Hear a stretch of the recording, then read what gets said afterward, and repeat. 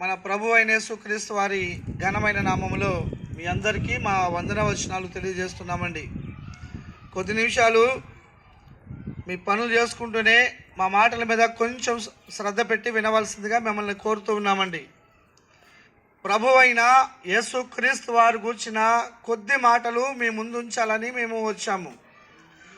యేసు ప్రభు ఎవరు అని అంటే, దేవదూత అంటున్నాడు, తన ప్రజలను వారి పాపముల నుండి ఆయనే రక్షించును గనుక ఆయనకు యేసు అను పేరు పెట్టబడును అని. యేసు అంటే రక్షకుడు. తన ప్రజలను అంటే తన నామమందు విశ్వాసముంచిన ప్రజలను వారి పాపముల నుండి ఆయనే రక్షించును. ఆయనే రక్షించును. వేరే వారు ఎవరు కాదండి. వేరే వారితో ఈయన కూడా కాదు. ఆయన మాత్రమే రక్షిస్తాడు. దేని నుంచి అంటే పాపముల నుండి. ప్రతి మనిషి తను జీవించినంత కాలము చేసిన ప్రతి పాపానికి పరిహారము పొందాల్సిన అవసరం ఉంది. నోటితో, మాటల్లో, చూపులో, క్రియల్లో, ఆలోచనలో అనేక రకాలుగా పాపము నానా రకాలుగా నానా రూపాల్లో, నానా స్థాయిలో ఉంటుంది. ఈ పాపానికి వచ్చే జీతము మరణము. పాపానికి వచ్చే జీతము నిత్య అగ్నిగుండము. పాపానికి వచ్చే జీతము దేవునితో ఎడబాటు. పాపానికి వచ్చే జీతము దేవునితో శత్రుత్వం. ఆలోచించాలండి, దేవునితో శత్రుత్వం. ఈ సృష్టి యావత్తును తన నోటి మాటతో చెయ్యగలిగినటువంటి సర్వశక్తునితో శత్రుత్వం. ఆయనకు దూరంగా వెళ్ళిపోవడం పాపం చేయడం అంటే. మనం 60 సంవత్సరాలు 70 సంవత్సరాలు బ్రతుకుతాము. అధిక బలం ఉంటే 80 సంవత్సరాలని బైబిల్ చెప్తుంది. ఎప్పుడైనా మనిషి చనిపోవాల్సిందే. చనిపోయిన తరువాత పాపాలకు పరిహారము పొందకుండా మనిషి మరణిస్తే అతని యొక్క నిత్యత్వపు స్థితి, అంత్యత్ స్థితి చాలా బహు భయంకరంగా, ఘోరంగా ఉంటుంది. చనిపోయిన భూమి మీద పుట్టిన ప్రతి మనిషి చనిపోయిన తర్వాత రెండు స్థలాలలో ఏదో ఒక స్థలానికి చేరుకుంటాడు.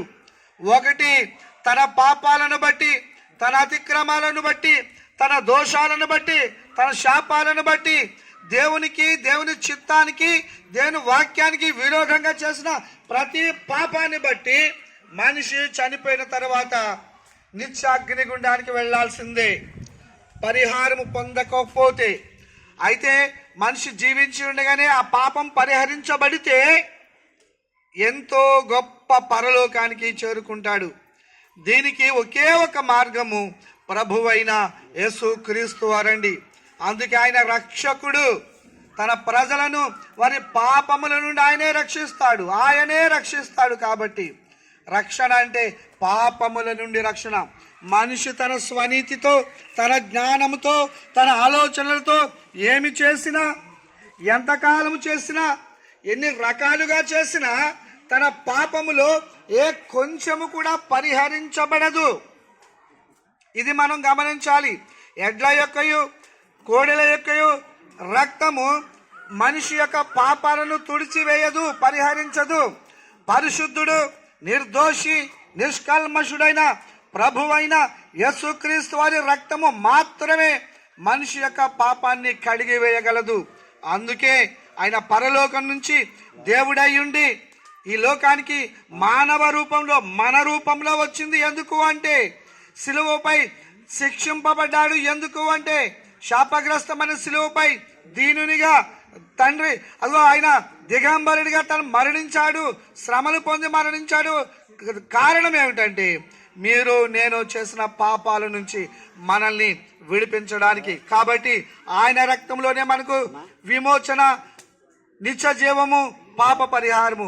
కాబట్టి ఈ మాటలను మీరు దయతో అన్యదా భావించకుండా శ్రద్ధ పెట్టి ఎంతో ఆలోచించి చూడండి. మనం కట్టుకునే బట్టలు ఏవైతే బాగుంటాయో అంత ఆలోచిస్తాం.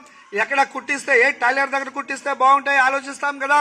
మన బిడ్డల్ని ఎక్కడ చదివిస్తే మంచి విద్యాబుద్ధులు అబ్బి మంచి ఉద్యోగాలు వస్తాయి ఆలోచిస్తాం కదా. మన బిడ్డల్ని వివాహాలు చేసేటప్పుడు పెద్దలు అంటారు కదా, అటు 7 తరాలు ఇటు 7 తరాలని, అలాగా ఎంతో ఆలోచించే ప్రతి నిర్ణయం తీసుకుంటాం కదా. మనం వండుకునే వంటల గురించి కూడా ఏది ఆరోగ్యమో ఆలోచించి వండుకుంటాం కదా.